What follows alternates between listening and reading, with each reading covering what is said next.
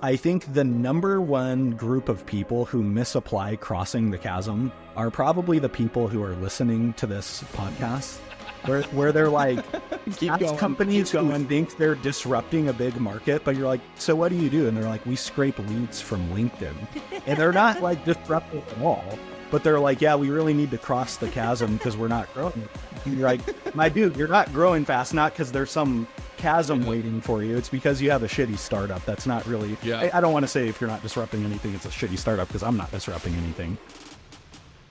Here's what go-to-market teams are missing: proof. That's what I think of every morning when I fire up LinkedIn and scroll through boring manifestos and endless lukewarm takes. Opinions are cheap and proof is gold. I'm Mark Huber, and this is The Proof Point, a show from User Evidence that helps go-to-market teams find ideas, get frameworks, and swap tactics. Each episode includes an unfiltered discussion with the biggest names in B2B SaaS to help find the proof points that I'm in search of. You'll learn from sales, marketing, and customer success leaders in the trenches, where I ask them, seriously, what actually works for you? One of our guests actually told me this felt like we were having drinks at a bar and talking about work without all the BS. And that pretty much sums it up and why I'm so excited for this new show. Join us every other week for new episodes. Hot takes, always welcome. On today's episode of The Proof Point, we get into where to focus your messaging. Do you focus on features? Do you focus on benefits? Do you focus on outcomes? I don't really know, so I brought on three names who know a hell of a lot more about this topic than I do. First up, I can't open up LinkedIn these days and not see him in my feed with some spot-on, sometimes hot, usually correct take, Anthony Pieri. Next up, she's one of the best messaging resources that I know in all of B2B, and she's a huge believer in making your messaging more human, Emma Stratton. And finally, got a big name in the sales world, Chris Orlob. He helped take a little company called Gong to new heights, plus he's seen both sides of this messaging equation as a product marketer turned seller. Anthony, kick us off. The thing that I really believe is something that most people on LinkedIn and the tech world do not believe, and this is our most spiky, contrarian opinion out there. It's that you should not lead with outcomes in your messaging. And this is a hot topic that I have been heavily criticized for, but we fundamentally think it's true from our experience working with tons and tons of early stage companies.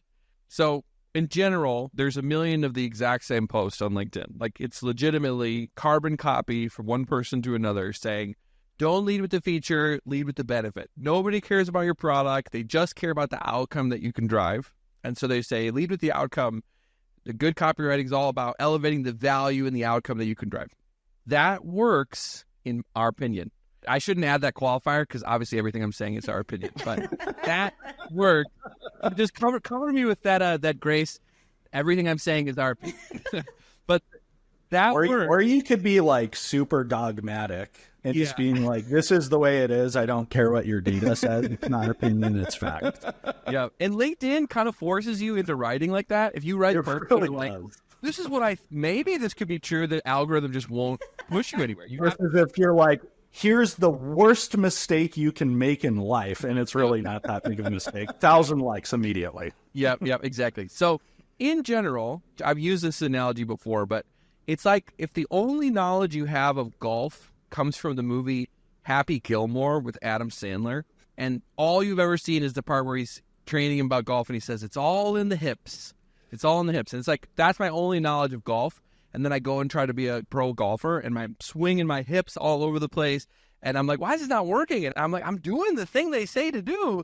That's the equivalent of like, if you're not a marketing background and the only thing you know is nobody cares about features, they only care about benefits, outcomes, then you're going to go down this path where you end up in this place where all your messaging not only looks identical to everyone else's messaging, it's also 100% just not believable. So a lot of the founders that we work with are sales background. So they come from sales and they're doing founder-led sales. And so they're talking to early visionary people about, we're going to drastically change the industry. We're going to transform your whole whatever. And then they take these high-level business outcomes that have been working when they've been selling them to early adopter visionaries. And then they go to try to sell to like the pragmatists, the rest of the market. And they take the same outcomes and they plaster them on their homepage, drastically change your whatever, increase your revenue, and people just see it and they just tune it out. And so all these outcomes, they become undifferentiated because any software can be laddered up to save time, increase revenue, reduce risk. And so when everyone is going to that top level thing, they're like, I got to speak to the business outcome that people care about. The CFO, they're tightening their belts, post all this like big drop. We got to talk about increase revenue so we can get a seat at the table. But they forget how an asset like a homepage exists in the overall flow, that it's not the sales call, right? It's not the message to the CFO. It's used in the funnel to answer the question of what does this company do? And to say that Slack increases revenue is just not the best way to explain what Slack does, right? It's not the best way to explain Gusto, the payroll software, or PandaDoc, the contract software, which I think like literally PandaDoc had maximize revenue. And it's like, when I think of the PandaDoc, I'm not like, oh, they're the maximizing revenue company. There's something more specific where you would want to live in their heads. Emma's big on positioning, right? Like positioning in your head, you're likely not going to win the battle to position for we're the increased revenue company. You're probably going to win the battle for we do e-signature. So talking about the what and the how, especially for early stage companies, is your only chance at getting memorable enough that people will think of you in the moment when they need you. And so we've done 1,000 different memes making fun of this, where you have a regular person describing their tech stack, and they're like, I use Asana for project management. I use Slack for communicating with my team. I use PandaDoc for sending contracts. And then I have this fictional SaaS bro executive I've made fun of him. He's not real, but he's kind of real. He's like the CMO of a Series B startup. They're probably like a ChatGPT wrapper that has way overvalued. And they're like, that guy, he's wearing the Patagonia vest. He's got a white button-down shirt with the sleeves rolled up. He's super good looking. And he's standing there and he's like, yeah, I use Gusto to increase my revenue. I use Slack to increase my revenue. I use Asana to increase my revenue. Because ultimately, at the end of the day, that's what we're trying to do. So it's just so silly. And when you step back, and like we've seen people do this. I was just on the Cognism podcast. The host, she was like, we swapped from like an increased revenue message to just like what we do, which is like we have really good B2B data. And she's like, and we saw the homepage conversions jump 40%. And I'm like, isn't that crazy that when people come to your website to figure out what you do and you tell them that you increase revenue or reduce risk, that it actually kind of makes them mad? Because like, well, what is it though? What do you do to increase the revenue? What do you do? Because everyone claims that. And I've got 50 cold emails in my email right now, or cold DMs that are like, hey, would you like my team to come and double your... And I'm just like, I'm sending you to the spam folder. I don't believe you.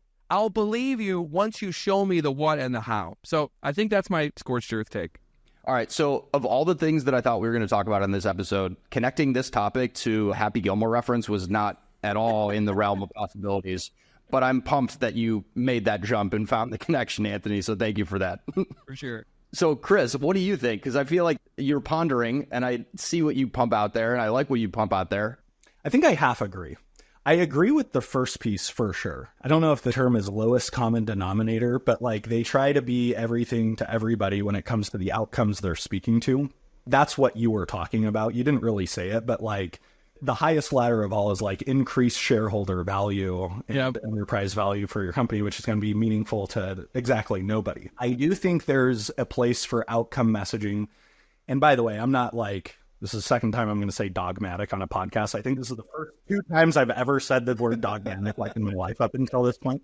I think there is a place for outcome messaging if you were willing to exclude a large part of your market. Right? If you're willing to speak to an outcome that's like very specific to one niche within your market, because now it carries more meaning. So I'll give you an example. I don't think it's an amazing example, but if I was selling like my company, P Club, to a business, and I said, increase more revenue, not super meaningful, but knowing that our ICP is like mid-market SaaS companies and just saying something like close more SaaS deals.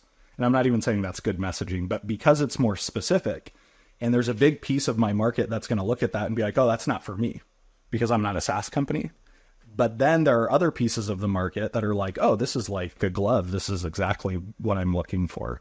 So I have a lot more to say about this. And like I said, that's kind of my way of half agreeing with you, but I'll stop right here and see if Mark or Emma has anything. So before we kick it over to Emma, Chris, I got to ask, I'm going to put you on the spot. What did you read, listen to, or watch where you heard of dogmatic and then... I don't know. I'm in one of those moods, I guess, today. Because it happens to me too. There's like, you'll randomly hear a word or read a word. I think it was the tech Twitter bros that we talked about at the beginning. Probably. If you could describe a lot of them in one word, it's probably dogman.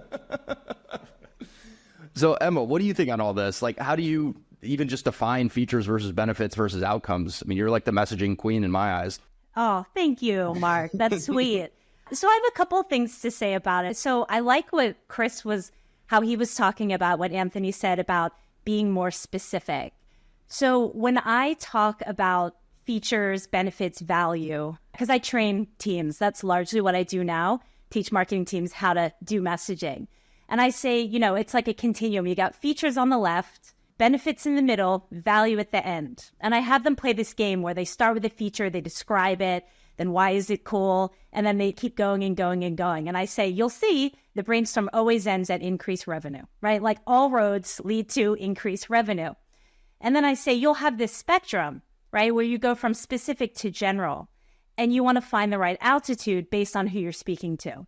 So generally, I say, if you're talking to a sophisticated tech buyer, knows their shit, you need to be more on the specific side. You want to be closer on that continuum to the feature.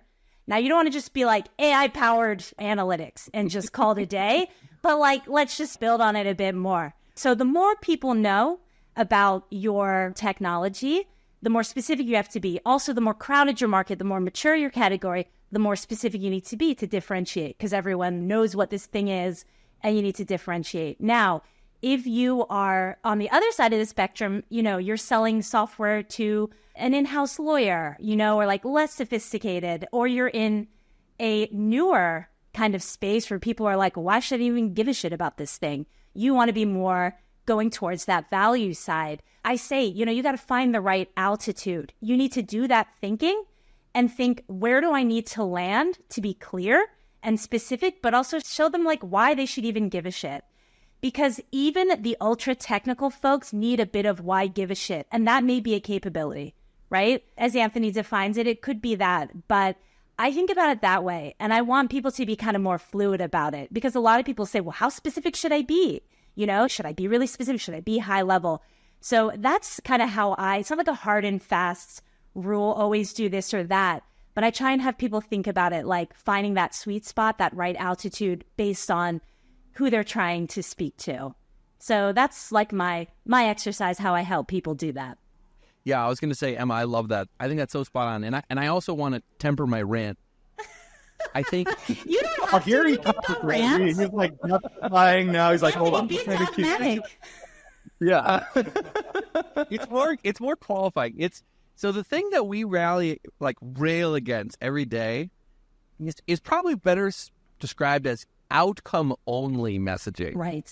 And so, like, Chris, I just pulled up your guys' website. You actually, in the hero, you have... Well, here comes the hot seat. Oh, no. By the guy who redesigns homepages. Here we go. I think you're doing what we would call, like, holistic messaging. Let me read it, because I actually think it's great. I read your hero. It was not close more deals, because I was worried I was going to go on your hero and it's going to be like, close more deals and that's it. But it says, heal the playbooks of the top 0.01% of sales earners.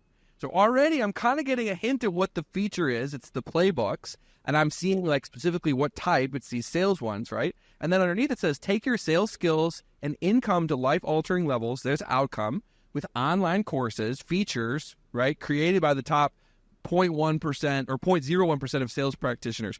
And then it says, train your team or get personal access. So I'm like, you have covered almost all the bases. I kind of know exactly what I'm going to get if I get on this train. I see the outcome, and you didn't even lead with the outcome, right? You did not do a giant outcome-centric message. You're actually talking about, like, what is it? It's the playbooks.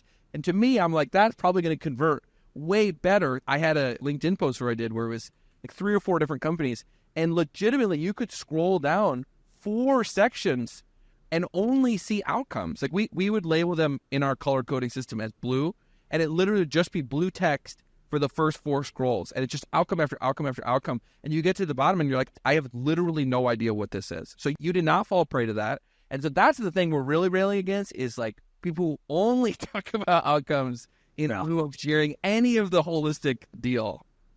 Pep Winter, who's got Winter. Yeah. It's like the number one feedback is, I don't even know what this thing does. I always tell people, I'm like, look, at the top of your page, just clarify what the hell you are and what you do. Just make sure you cover that, right? At least, at the top, because that might be all you get. It's so simple. I mean, it sounds ridiculous that the most fundamental, bit of information has not been conveyed in most websites. So I'm totally with you on that. It is a problem. Although, I will say, I don't really do spicy takes. That's probably why I don't have a huge following in LinkedIn. That's a lie. No, I don't know. So this is like a mild take, but... Well, sorry, hold on. Let me preface. Publicly, I don't see that from you, but I've talked to you multiple times before. I know you're very capable of private spicy takes. Okay, right, yeah. Well, we're among friends. Private spicy take. So, and this sort of just dawned on me. So I've been doing just positioning and messaging for B2B tech companies since late 2015, early 2016. And when I told people that's what I was going to do, they were like, that's ridiculous. Like, I hope that works out for you. Like, you should have a branding agency. Like, people gave me shit. And I was like, no, there's a huge problem here, And I have seen over the years how much better tech is getting. Like, the fact that we're even having this conversation where, like, there's too many outcomes and benefits is like, that was not always the case. I feel like this is a good problem to have because people are at least, getting to that point. The whole, lead with features. There's one thing. Okay. When I think about B2B SaaS product-led, and I'm in that bubble too, partially, these are the cool kids in tech. I'm like, these are the cool companies, okay? They're cool. And they're pretty good at marketing, and they're sexy.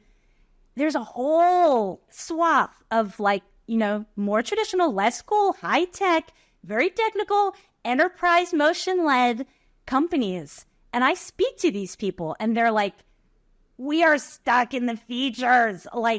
We are stuck. No one knows how to get out of the features. They have complex portfolios, all these products, and they're just crying. And so if you take just that, always lead with features, it's like some of these people, I'm like, no, some of these people, it's like telling an alcoholic, you should drink red wine. It's full of antioxidants. It's like, no, not you.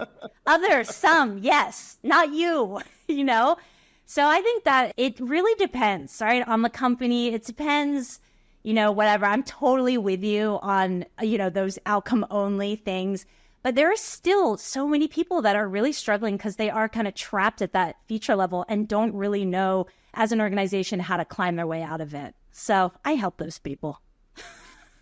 I think it depends on what we mean by messaging too. Because I think implicitly we've all talked about website homepage, that's what we're talking about with messaging. But messaging shows up in a lot of forms. It shows up in cold emails, sales decks, website, what you put on your booth. As a funny side note, I was at a sales technology conference 6 years ago. And Amit Bendov, the CEO of Gong, he goes, Chris, look at all the booths right now and pretend the logos don't exist. Can you tell the difference between any of these companies? And so, Anthony, that's some validation for, what you're saying. But what I will say is I think the aspect of messaging you lead with depends on the context of the messaging, right? So if I'm on a sales call with an outbound buyer, we went to them, and if you ask them why they decided to attend the meeting, they're like, I don't know, your SDR wrote a personalized message, so this is almost like a favor to them. Then what I have found, which we haven't really talked about as an element of messaging, is the most effective to lead with is pain.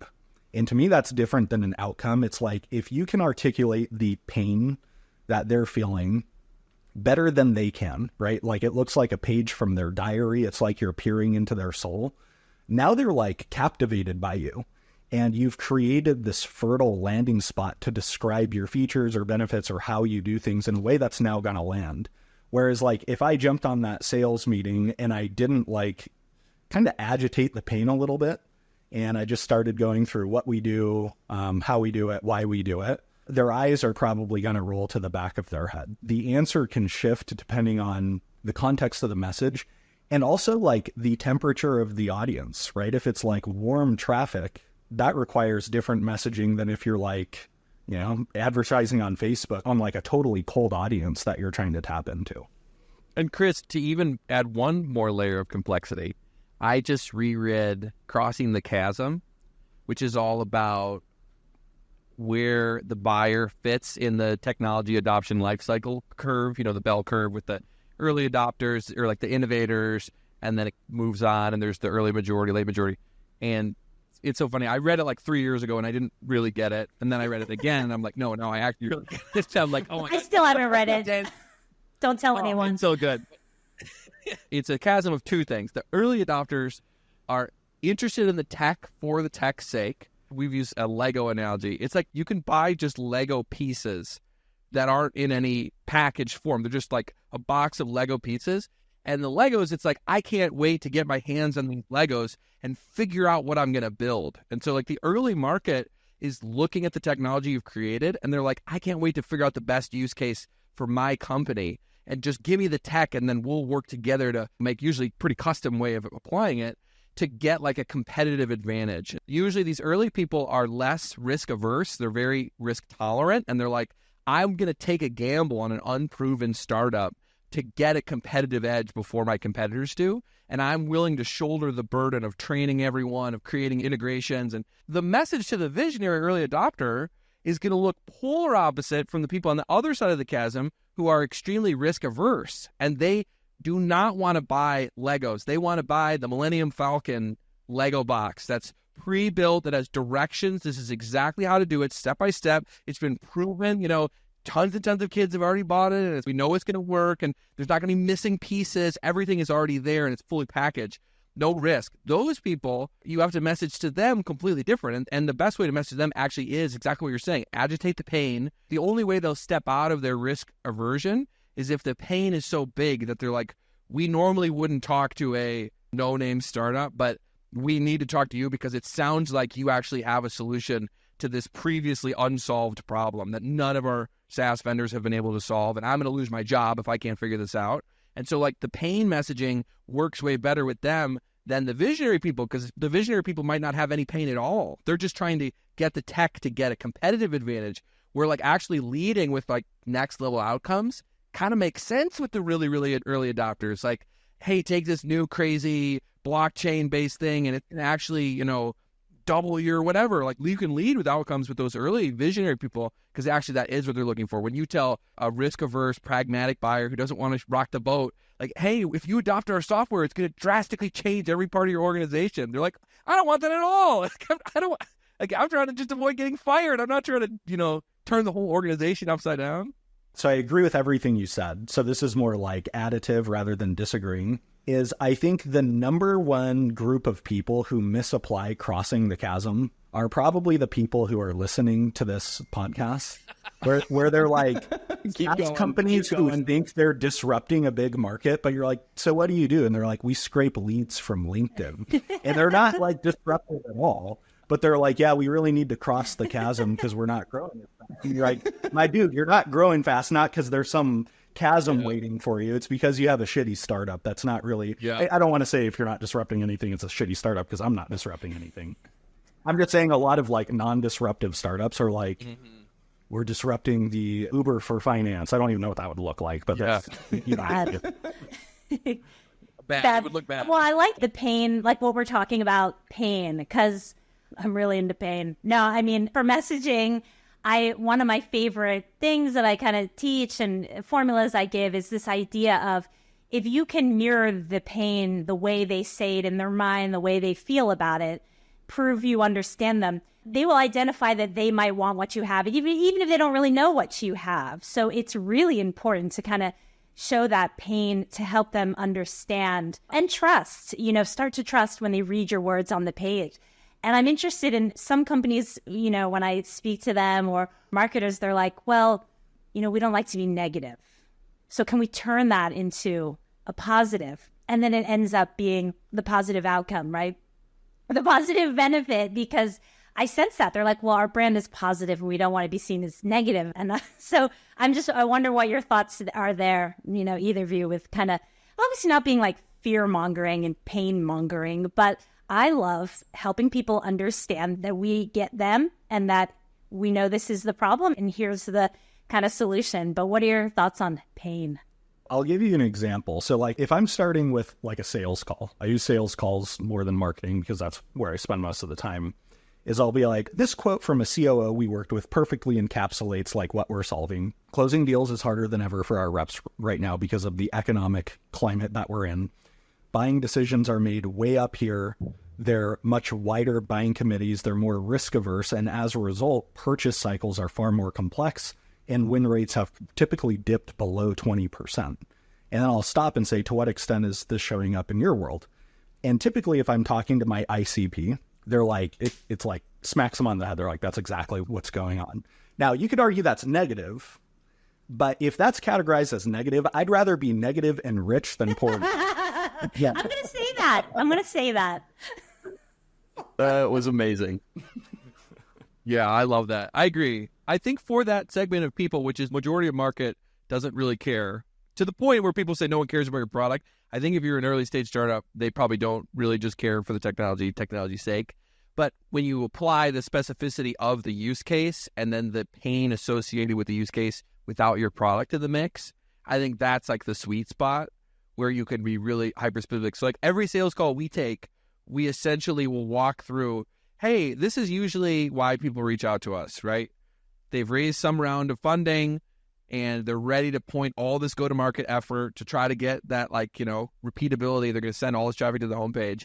And then they're like, okay, we got to update the homepage. But then they realize, we've added like 5 new target segments since the first time we did our website. And our product is a lot bigger now. We have all these different new capabilities and features and like use cases that we address. And all of a sudden, this act of trying to write a homepage, which shouldn't be that crazy, becomes this giant question of strategy of like, oh no, if we pick one of these, is this actually prioritizing it, how we're going to go to market? And then like you get all in the weeds and people don't know exactly what to do and they get really stressed out. And it's like, that's essentially where we step in to try to help you from an external perspective, work through all this stuff to be able to figure out what's the best way to organize the information you already have and what do you want to lead with and how do you want to talk about it. So like when we show that slide, and depending on the companies, we'll either show a slide that talks about that, or we'll show a slide where if it's a little bit further along, we'll say, you might be doing $1 million in revenue, but it probably looks like this, where it's, 200 coming from this segment, 200 from this different use case, 200 from this different one. And so you're like, this is great. We have all this money, maybe it's 5 million ARR, but either way, it's coming from all these different segments. And so they're not really sure how to scale and how to speak to all 5 of them. And then I'll be like, and you're probably feeling your go-to-market get pulled in 5 directions, your product strategy get pulled in 5 different directions. And if the founders, again, if they're in our ICP, they're just nodding their head and they're like, have you been sitting in on the meetings with us? Like this, we just were talking about this. Yes.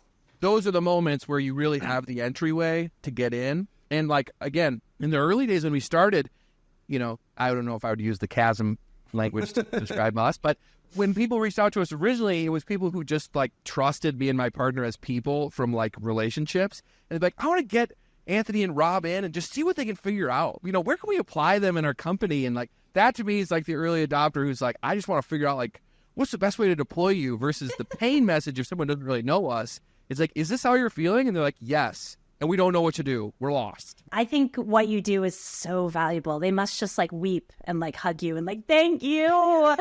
Because, okay, one thing I'm obsessed with telling people to do, and I realize how hard it is and no one wants to do it, which is like narrow, lead with something. Doesn't mean that you can't bring the rest of these things in the narrative, but like you've got to stand for something. Just pick something, go narrow, be specific, because as you know, the more specific and narrow you can be, the better you can speak to that pain where you're like, I get it on every level. But everyone is scared. Everyone's building more and more stuff and going after different use cases and trying to do everything. So do you get them to do one thing? Is it hard? Like, I just think it's really hard for people to do it. Like they're scared. We use these visual diagrams to try to convince them of the things. And the better the diagrams get, as silly as it sounds, the less pushback. Oh. So like my latest one that I've been showing is, I'm using the chasm because most of the people who come to us do have a chasm for the most part. Sometimes they don't, but a lot of times they're like, once all the departments of the company adopt this new way of doing it, it's amazing. And I'm like, that's a pretty big risk for any risk-averse company to adopt this new software across all departments. So I show this diagram and I basically say, okay, well, there's really just two ways to convince risk-averse majority buyers to buy into you. One way, you go the Slack, Airtable, Notion route, where you get millions and millions and millions of fans to evangelize you, create all the extra content about, how to solve these problems, the templates and everything. And then also when you go to sell to the risk-averse buyer and they say, well, why should I take a bet on your little rinky-dink startup Notion? And you didn't realize this, but 50% of your employees are already using us. And then it's like, okay, well, now the risk has gone down. Clearly, you're not of a risky bet. So then I pause and I say, do you think that this software you've created that requires piping directly into the data lake, getting all your most sensitive financial data, is that something that you could have people adopt PLG and you'll be able to get 10 million users in the next year? And then I pause and they're like, no. And I'm like, okay, so maybe you can't do the same route as Slack and Notion because you don't have a way to get millions and millions of users to create that credibility. So on the flip side, you're probably going to have to really niche down and convince one of these segments that you can deliver the whole thing for them, right? Like not just the core software, but you could do the training and you can build the integrations and you can make the partnerships with the partners in their community and you could go to the events and you can become this non-risky bet for one segment. They'll say, well, can we just do that for these 5 segments? And then I say, well, how big is your go-to-market team? And they say, well, you're looking at it. We got Jeff and me. And I'm like, okay, so on Monday, you're going to go to the oil and gas conference. And then Tuesday, you're going to go to the financial service conference. And then Wednesday, you're going to go to then they're just looking at me. And then I'm like, so this isn't really going to work. And then ideally, it gets them over the hump when you walk all those things out, because they're just going down the list. Well, Slack didn't have to do it. And then I explained that. And then they're like, okay, well, why can't, and then I literally walk out, what would that week look like? And the one guy, he was like, we're hiring an SDR on Monday. I'm like, okay, who's he calling? You got a manufacturing list for him on Monday, and he's working on the talk track, and then he's pivoting to retail on Tuesday. And they're just like, have you ever met an SDR? He's probably not going to be able to make that pivot so easily. And I'm like, are you looking for an SDR who already deeply knows all 5 of these industries to speak to the decision makers? Like, I don't know if that exists at, $50,000 a year. That's something I see is these early stage startups that you're talking to, they're like wanting to throw away that advantage that they do have, which is you can focus and get super tight and grow because they want to be like Slack or like Salesforce. And I think a lot of people think I should message like Salesforce or I should message like Slack, right? And they mimic these huge, mature companies because, I don't know, they're successful and I want to be like them. But it's like your advantage as an early stage startup is you can go narrow and deep and be the best and expand from there. So it's like, don't throw that away. Listen to Anthony, okay? Just say yes. Just do what he says. What you just said, like copying like Slack and Salesforce, reminds me of that analogy where it's like the best way to get rich is do what rich people do. So should I go buy a Rolls Royce? Like do what they're doing now rather than like what they did on the way up to that point? Yes, that's right. I'm reading that book, The Innovator's Dilemma, which is really old and everyone quotes it. And I always used to just bring up, I didn't know what the Innovator's Dilemma was, but I would just pretend and I would apply it. I'm like, that's really like the Innovator's Dilemma. And then now I'm reading, I'm like, oh, that's actually not what this is. I'm gonna out myself. What is the Innovator's Dilemma? I haven't read the book. So it's Clayton Christensen, big whatever. So I'm reading it for the first time and I had no idea. Now I know. It's essentially the opposite of what Emma said from the big company's perspective, is that large companies will under-prioritize risky bets of small markets to the point where they're making good, sound business decisions. Like, we're listening to our customers. What do our customers want? We're only pursuing, high margin activities, and they'll actually undervalue these tiny niche issues. But in reality, these niche things can become giant things all of a sudden. And by the time that they are big and the customers want them, they're already too late. And so these giant companies will essentially miss out because they wouldn't pursue a $50 million market opportunity, right? Like, where if an early stage startup is like, let's niche down and try to own this $50 million opportunity, a giant company is like, well, we need to grow by $5 billion this year. And that's nothing. We're going to go in and create this niche solution for this tiny little market, like, not worth it. And so to Emma's point, the advantage of the small startup to own the niche is that those niches then can snowball and become giant things. Like Tesla doing electric cars. Nobody was doing electric cars because no customers were asking for it. And then all of a sudden, Tesla's rockets to the top, and now everyone is playing catch up in all the big companies because all of a sudden this tiny little crazy offshoot became this giant thing. So it's like the power of the niche is so strong from both sides, right? Like the companies are not going to prioritize it from the big side either. And it really is your differentiated value that you can provide as a relatively small company. Chris, one of the things, and I was doing quite a bit of research prepping for this, that I came across, and I had not heard about this before until I saw it from you, was this notion of loss aversion messaging. So my mind was kind of blown when I read through this and watched a couple of your talks before. Give us the rundown of what loss aversion messaging is. I think the term was coined by Daniel Kahneman, who's like a Nobel Prize winning behavioral economist. He wrote a bunch of books like Thinking Fast and Slow, Paradox of Choice.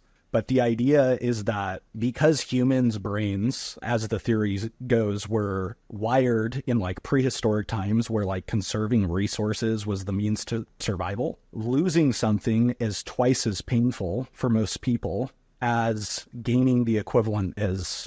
I just like really butchered the way I described that, but hopefully most people get it. So like the intensity of emotion when you lose something, twice as intense as the intensity of positive emotion when you gain the equivalent thing. So lose $100 is twice as painful as gaining $100 is pleasurable. You can use that in your sales messaging. In fact, what Anthony was saying is like, that is the message you want to go to market with when you've got to shake these pragmatist buyers out of the status quo. I can't remember where I heard this example. It might have been in one of Kahneman's books, but he talks about this example of this stockbroker calling his wealthy client at like 4 a.m. And in one example, he calls her at 4 a.m. She's a multimillionaire.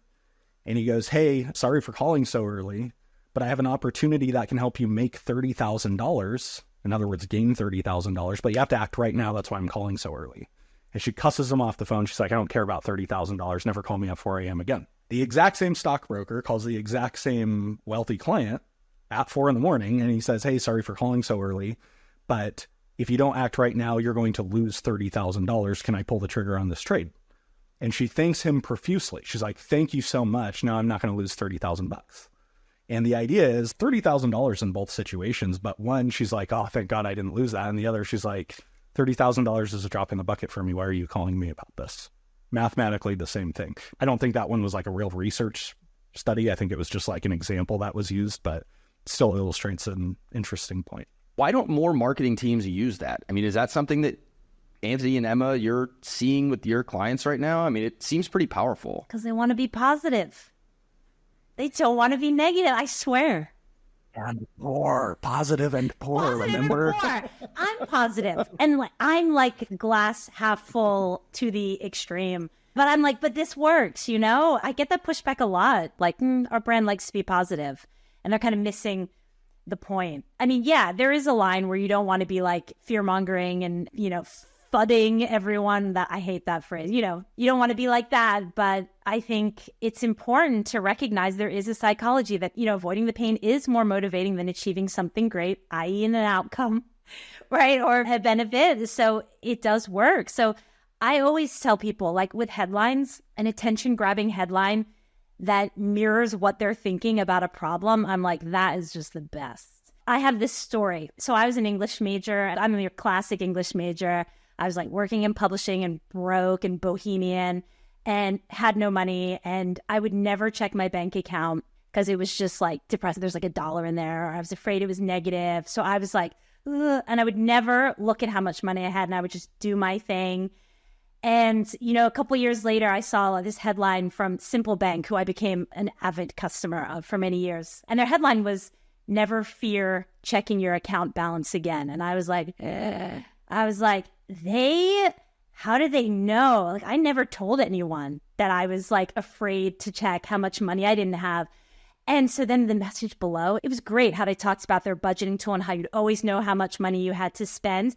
And then at the bottom of parentheses, it was like, "We're looking at you, English majors." And I was like, "Oh, this is my bank," you know, and they were my bank. I was a customer until they exited or whatever. But I always use that as an example of like, if you can say the thing that they're thinking that maybe they haven't even articulated, and prove that you get it and you understand them and you see them. I wasn't in the market for a bank, by the way. I got to check them out. And because of that. So I'm always pushing people to do that. And sometimes, there's kind of negative things they might be thinking, and that's okay. You can adjust the tone, but if you can get people's attention like that, it's amazing. There's some brands that are doing it. Again, the cool kids in SaaS and products led, there's some great copy and messaging out there where they're doing it so well. Notice how willing they were to exclude anybody outside of their IC, right? They called out English. Who knew how they knew English majors or their IC? Yeah. Whatever market research went into that is probably pretty spot on. Oh, it was spot on. It was so good. It's just my favorite messaging of all time. I had the same thought as Chris. Also, fellow English major. You are awesome as well. We are both very cool. For sure. The real pain that most people, the reason they're not doing the loss aversion message is because they haven't picked a specific enough segment to even talk at the level of loss aversion, right? So what I often see is when companies don't want to narrow and they're trying to find a shared problem. We worked with a company that does stuff in the construction industry, and it was very consultative. And I was like, what is the problem that you think you're solving? And they're like, the construction industry is broken.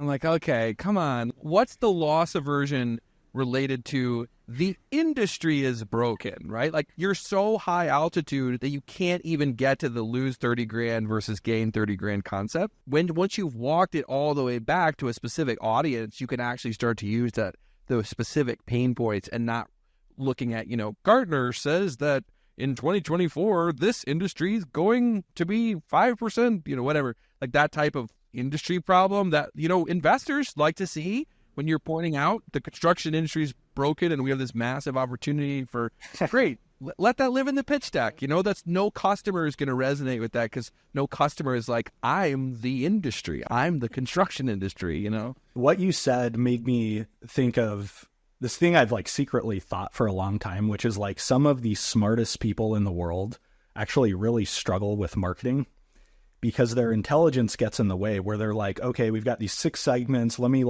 do some pattern recognition on what the commonality is between all of them. Oh, it turns out they all want to increase revenue and increase shareholder value. Aren't I so awesome from seeing that commonality? And genuinely, some of the smartest people I've met struggle with marketing because they think they can outthink the market in these ways. And all it ends up doing is creating a one-size-fits-all message that tries to talk to everybody and doesn't really speak to anybody very specifically. Your Gartner voice was spot on, by the way. We're in the process of going through a semi-creative campaign, kind of going hard at analysts and how outdated it is in most industries, but you caught me at the right time and place. That was perfect. Gartner voice. Great to hear. So there's one last thing that I want to cover, mostly because I'm curious about it, and we haven't gotten to it yet in the outline. So, Emma, what is this barbecue exercise that you do? One of my things that I scorch the earth around is dry business speak and sanitized problem statements and big words, that aren't saying anything. And because it's no one likes it, but we all do it. And there's some kind of weird peer pressure. Or when you just start typing to write messaging as a B2B marketer, this shit just comes out. You're not even, you're orchestrate workflows with efficiency and, and it's nothing you would ever say in conversation. And so something that you wouldn't just say in a normal conversation is probably something you don't want to write. And so I have an exercise where I just tell people okay, just pretend you're at a barbecue with a bunch of other smart folks and tell them how you would tell them that, but at a barbecue. And it just forces people to just be normal and just explain it how they just would normally rather than with their serious business writing hat on. And the thing that I've noticed is when a product marketer comes to me and they've got this totally jargony, complex message, and I say, just say it like you would at the barbecue. And then they say it really normal, oh, it helps you figure out who's doing what in your team so that you can get projects done faster. They'll just say it this really normal way. And I'm like, that's great, write that. That's so much better than what you just had before. And the thing that they say is they're like, oh, it's I'm giving them permission. They're like, oh, so my natural instinct is good? Because I think some people feel like they have to write that way, the dry, the big words, the be the gardener talk, right?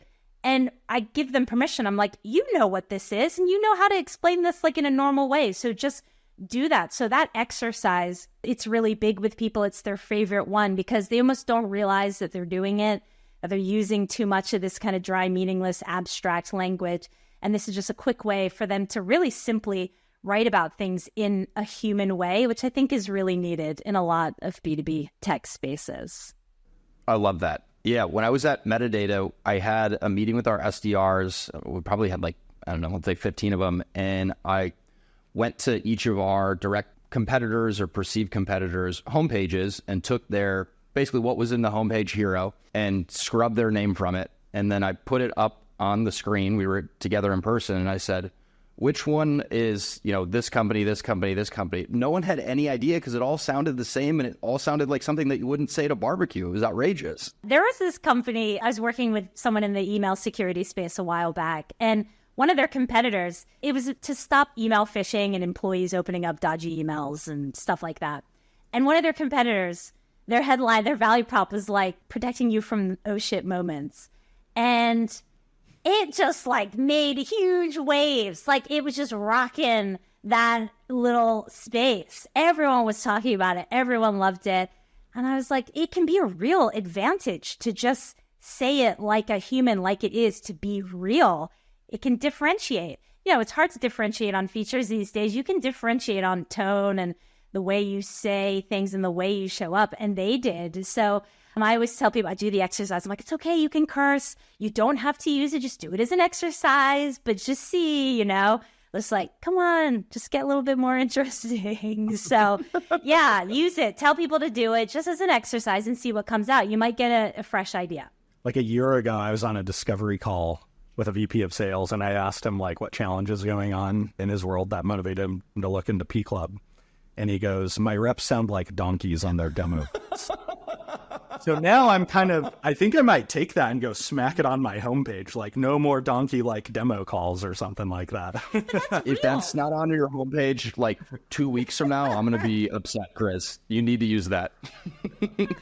I can't remember, like April Dunford or someone was talking about it. Like there was this show that was startup entrepreneurs had to pitch their ideas to like a bunch of literal grandmas. Oh. And it was like, you have to explain it so that the grandmas would get it.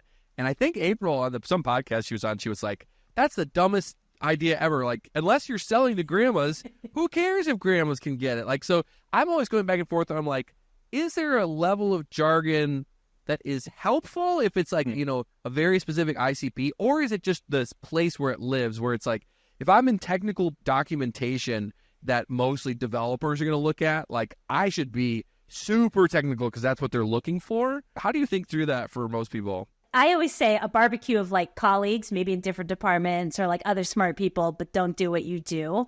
I say it doesn't mean stripping out all. Not a grandma barbecue. Yeah, you're not one of those. So I get pushback from the technical people and they're like, oh, we're talking to really technical people and they understand all this stuff. But I say, you keep the language that you need to keep, the insider talk that is important.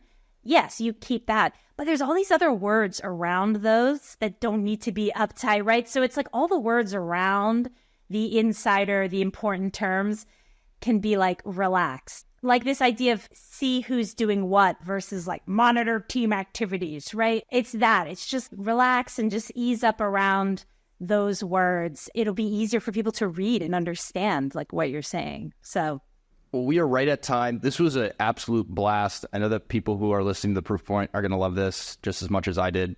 Thank you, each of you, for coming on. I got a couple new words that I need to look up and start using, thanks to Chris, a few books from Anthony, and then a lot of good laughs from Emma. So thank you, guys. I appreciate it. It was a lot of fun. Really cool. Very dogmatic. Thanks for having us.